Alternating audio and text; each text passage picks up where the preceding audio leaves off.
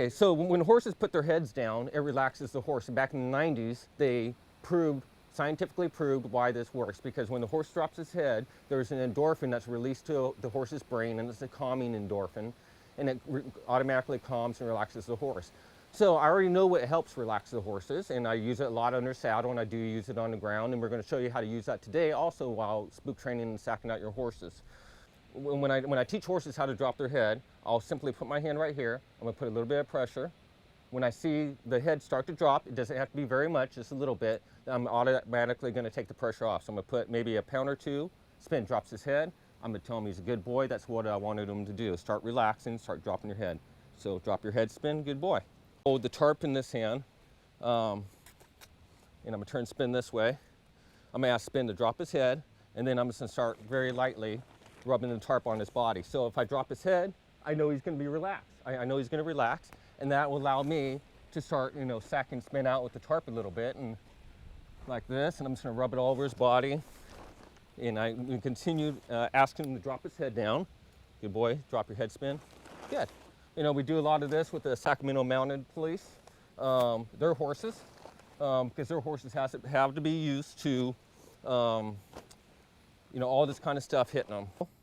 Is I'm gonna actually start walking, spin into me now, and I'm gonna start lifting this up a little bit, and then I'm gonna start going over his head like this.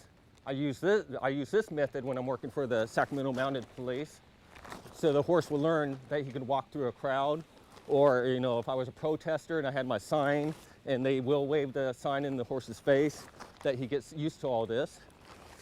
Right there. Good boy, Spin. And Spin's a little nervous of this, so I'm going to keep asking him to drop his head. And we're just going to keep doing this until Spin gets it a little bit better. Good boy, Spin. Good. Good. Good boy. Touch Spin with this, so he's a little nervous now, which is causing stress. So automatically I'm going to ask him, drop your head, Spin. Then I'm going to touch him with this. So it was obvious that he was nervous a little bit, but as soon as I told him to drop his head, or ask him to, he immediately calmed down, and now I can, at least touch him with the noodle. In this case, I'm going to come to this side. With the noodle, I'm going to ask him to drop his head, and if he was a kicking horse, at least I could touch his hind end with the noodle without getting kicked. Spin's not a kicking horse, but if he was, oh, there he got a little nervous.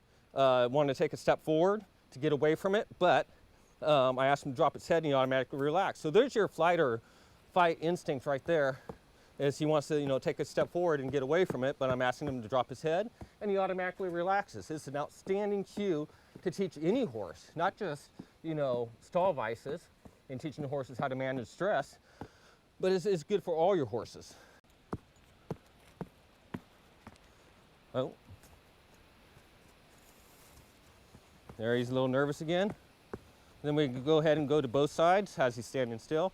Ask him to drop his head. Good. And drop your head.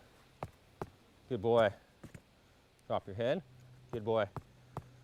So again, through the horse's natural instinct, by dropping his head, he automatically relaxes. It makes the sacking out process, it makes the spook training process a lot easier to do. And then it's teaching him how to relax during events and situations that put excess pressure on the horse and demands. Training. You always want to let the horse let you know that he learned something that day, and in this type of training you learned something when he's calmer after the lesson is over with. We really don't get a chance to pick the times that it takes for the horses to get through these exercises that day or week or month, but we just keep working them until the horse comes through them. So don't ever put a time limit on a horse. Don't ever let somebody con you in to going further with the horse, or saying it has to be done in a certain amount of time, or since you started working on trailer loading today or going across the creek, that the horse has to get in the trailer or go across that creek that day. The next exercise is going to be, I'm going to leave the tarp where it's at, and all I'm going to do is I'm going to walk around, and I don't want Spin leaving. I want him to go ahead and face the tarp, and since we're not in a round pen today, we're going to leave the halter and lunge line attached to him if we're in a round pen. I'd teach him how to do all this type of stuff without anything on his head, you know, no halters, no bridles. But if you don't, we don't all have, you know, access to a round pen. So if you don't have a round pen, this is a dynamic exercise to teach your horses how to face what they're scared of. So we're going to keep doing this a little bit. And one of the other things I want to see Spin doing is what he just did. He's dropping his head a little bit. You know, that's a good sign of him relaxing, learning how to control himself. You know, we don't ever want to be on horses. Good boy, Spin. We don't ever want to be on horses that, we don't have control over, or they don't know how to control themselves, because we're just going to get hurt if they do. Good boy. Good. And back this way. You know, if it starts getting, I think it's getting too close to him, I'll just move the tarp out and go back to work. Good.